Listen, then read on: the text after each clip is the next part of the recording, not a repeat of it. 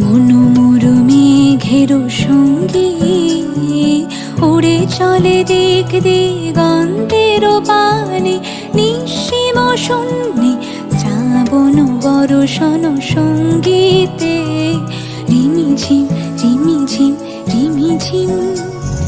মনোমর মেঘের সঙ্গী উড়ে চলে দিক দিগন্তের পানে, নিঃসীম শূন্যে শ্রাবণ বর্ষণ সঙ্গীতে রিমিঝিম রিমিঝিম রিমিঝিম রিমিঝিম রিমিঝিম রিমিঝিম।